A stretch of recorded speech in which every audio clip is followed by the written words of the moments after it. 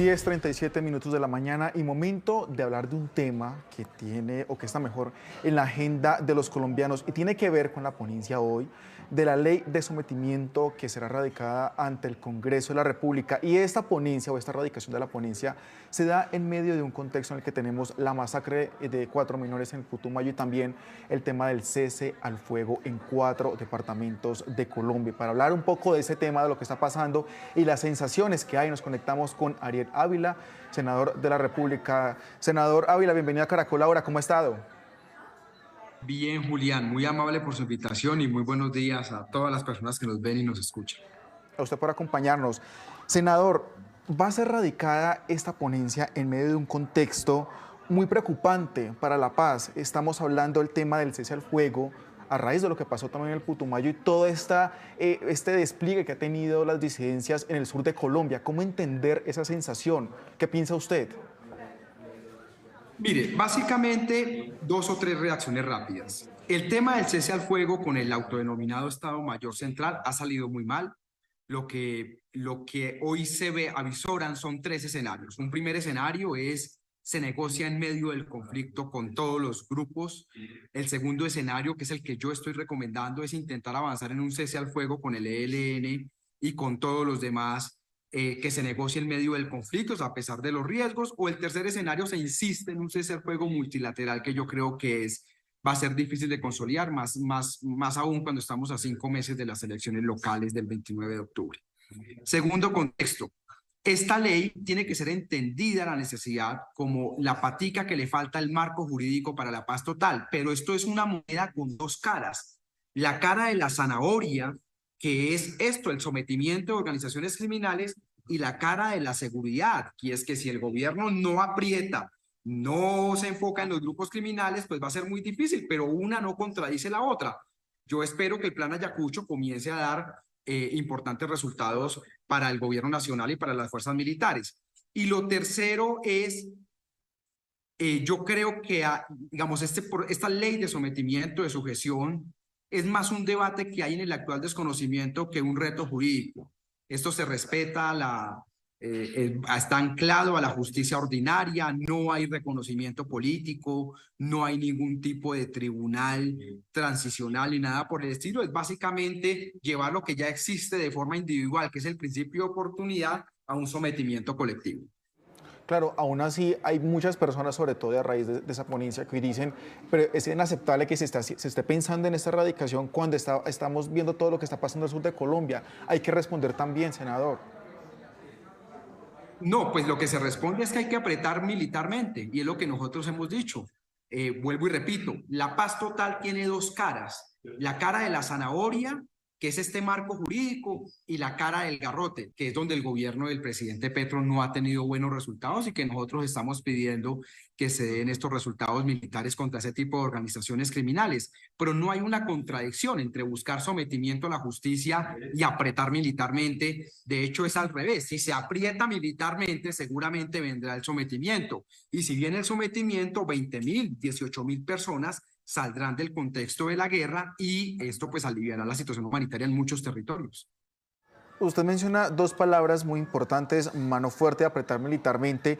Y en ese orden de ideas, senador, ¿cómo cree usted, si profundizamos un poco ahí para continuar con el tema de la ponencia, cómo cree que usted ha sido ahí el manejo del gobierno frente a esto de la paz total, frente a todo este tema? Yo creo que en materia de seguridad, el gobierno del presidente Petro, al igual que el gobierno del presidente Duque, no ha entendido que las condiciones de la criminalidad y las condiciones de seguridad cambiaron en Colombia. Tenemos una estrategia militar de hace 20 años pensada para una realidad de hoy que no se acomoda a eso. Hoy son organizaciones criminales de tercera generación. Es decir, es muy diferente la forma como operan estas estructuras.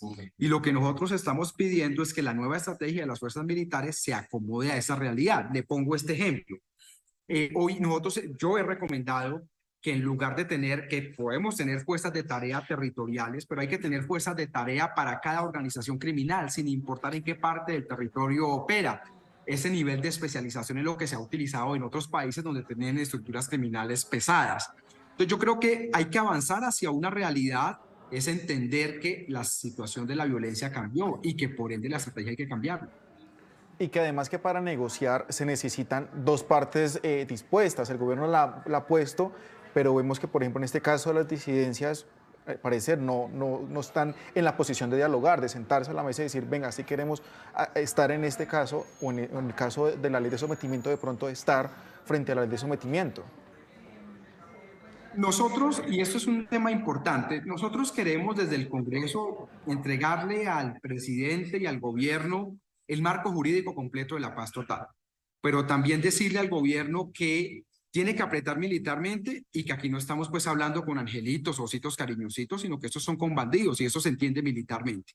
Pero también nosotros creemos que si la presión militar se vuelve más fuerte, yo creo que va a haber sometimiento de estas organizaciones criminales. Mire el dato esencial es este. El ELN hoy representa más o menos el 10% de la actividad criminal en Colombia, es decir, hacer la paz con el ELN es muy importante políticamente porque acaba la justificación política de la violencia, pero estadísticamente es poco. En cambio, las organizaciones criminales de alto impacto representan el 65% de la actividad criminal. Entonces, someterlos tal vez políticamente no signifique mucho, pero estadísticamente en temas de aliviar la situación humanitaria en muchos departamentos va a ser muy grande. A propósito de esa ley de sometimiento, lo que usted nos dice que es entregarle el marco jurídico para la paz total, esto todavía tiene muchas dudas, senador, frente a si sería atractivo para que estos grupos que pueda abarcar la ley de sometimiento dejen de delinquir. Ahí ¿cómo se haría? ¿Qué piensa usted? Mire, es cierto que para algunas personas esta ley es dura. Algunos analistas, expertos dicen es una ley pesada, fuerte, debería ser una ley más blanda.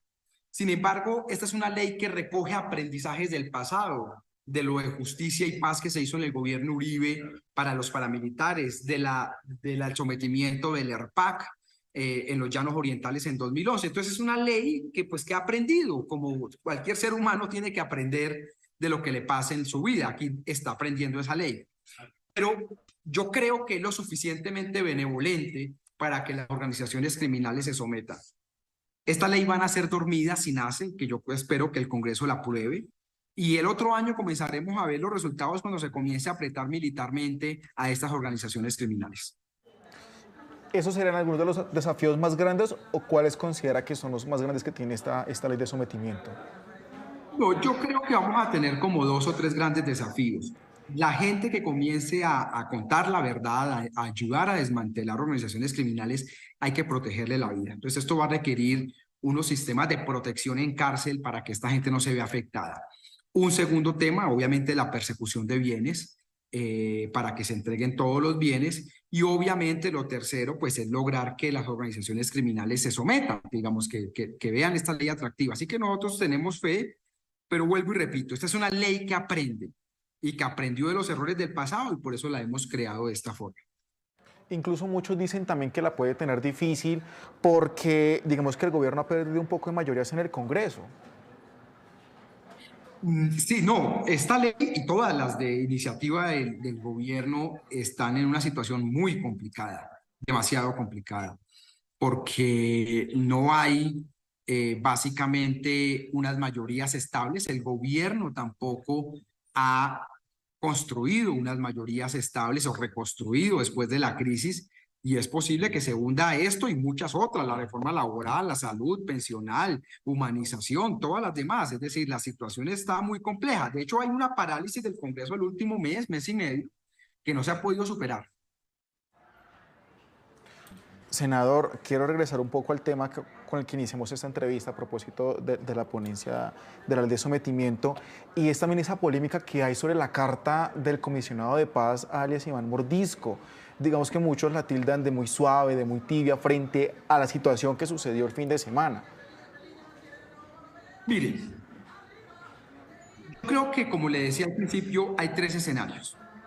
Se insiste en un cese al fuego con todo el mundo, cosa que creo que no es buen camino. Se insiste en negociar en medio del conflicto con todo el mundo, o la que yo estoy proponiendo, que es un cese bilateral únicamente con el ELN y con todos los demás se negocia en medio del conflicto. Y que el cese bilateral llegue en un estado avanzado del proceso. ¿Qué es lo que manda en general la teoría de todo el mundo y la política comparada cuando uno compara esto con otros países? Yo creo que fue un error haber anunciado un cese sin tener protocolos, un cese sin tener mecanismo de verificación o de monitoreo. Entonces yo sí espero que el gobierno pues en esto, digamos, se negociemos, se asuma el riesgo de negociar en medio del conflicto, sobre todo pensando en las elecciones locales para que activar el plan democracia. Senador, ponencia radicada hoy, ¿a qué hora y cuántos debates debe pasar para que ya oficialmente pues se comience a implementar?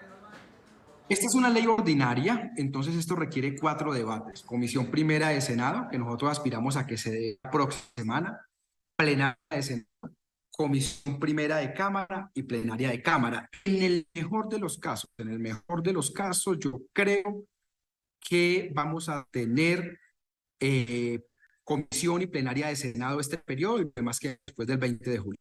El gobierno no ha, no ha dicho que mensaje de urgencia no lo ha metido. Entonces, y creemos que es mejor que no lo meta, que vayamos en Senado y Cámara, sin Por ley. afán.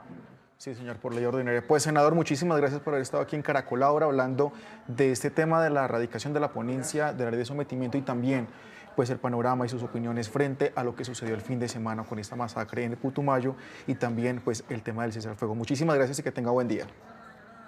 Julián, un abrazo y un saludo a todas las personas que nos ven y nos escuchan.